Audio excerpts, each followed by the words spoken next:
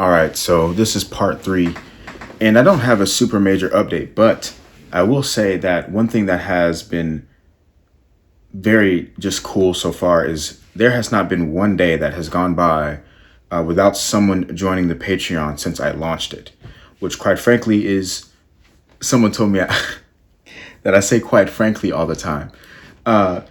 It is not necessarily a crazy thing, but it is something that is pretty wild, seeing as I'm not promoting it all the time. I mean, it's in a lot of my videos. I kind of mention it, but I'm not like pushing it properly.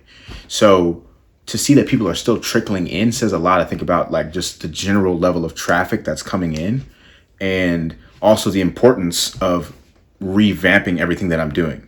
Because right now, like that's great. Like imagine, I'm getting these $15, $100, whatever every day. But if those are higher ticket clients, right? Because at the end of the day, all you really have to do a lot of the times to make more money is just charge more and obviously offer more. That's all you kind of need to do sometimes to bring in that money. The traffic is still there. There's people that are coming in and seeing what I'm offering and not wanting that lower ticket thing.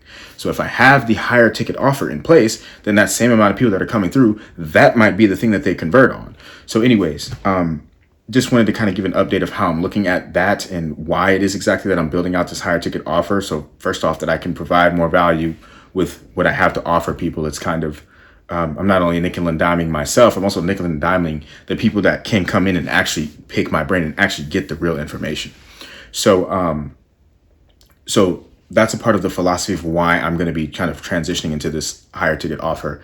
And now as I'm doing that, I've been going through some incredible challenges where the thing is that there's a few different groups of people. There's a ton of people, guys, that are reaching out to me, trying to help me develop my offer. And the thing is that, like I said to you guys before, I'm not pimping my audience out.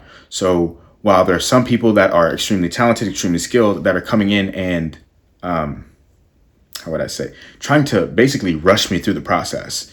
And I'm just not with that. That's something that is continuously like, they think that they're closing on me, but really like when you close a deal based upon some sort of pressure tactic, like it's very likely that they're going to charge back anyways. So, like it's just not the best way to really do it. Today, I actually used an interesting thing. I wasn't trying to do this. It just was natural. And I really meant what I was saying, where someone was like, I kind of felt that they weren't a good fit for the community that I'm doing, like on the lower ticket thing. And like, he basically was like, oh, like, like, why isn't it for me? And this and that. And it kind of actually made him want to do it. Now, I don't know if he's going to convert or not, and I wasn't trying to do that. It just was naturally in my heart. It was like, honestly, I don't know if this is going to help you or not. But anyways, the opposite of that, of trying to like push someone towards buying whatever it is that you're offering. Like, I'm sure there's a lot of situations where that works. But first off, when you're in a B2B scenario, like business owners don't go for emotional sales. Like, yes, there's an emotional thing that you're trying to help them solve. But when you're trying to use an emotional trigger to make that sale in the B2B arena, like, dude, I'm going to see it. I'm going to feel like I see you from a mile away. Like I sat in your shoes. You're not going to close me on an emotional sale. But anyways, and that happened twice today because I had another call with someone else that I was evaluating. And it's so funny, guys. This is night and day. I had 3 different calls today, or 2 different calls today and one in the past yesterday. And so one of these guys, they're like huge, like no touching it. And the funny thing is that with him, I was like, yeah, I'm going to get back to you. And he was like, cool, let me know when you're ready. No problem.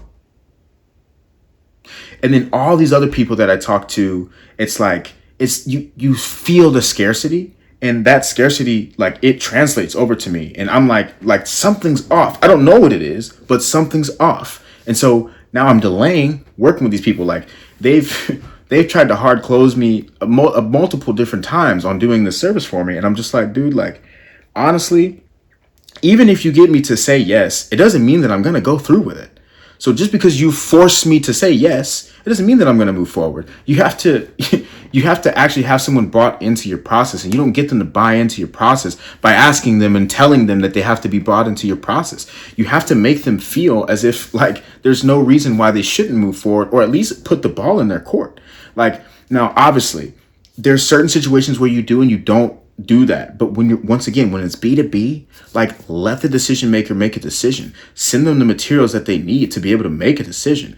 Like, I'm not going to close emotionally on the phone with you, brother. Like, and even if I do, I'm gonna renege because I'm gonna wake up tomorrow and my logic is gonna come back in. So what are you trying to do?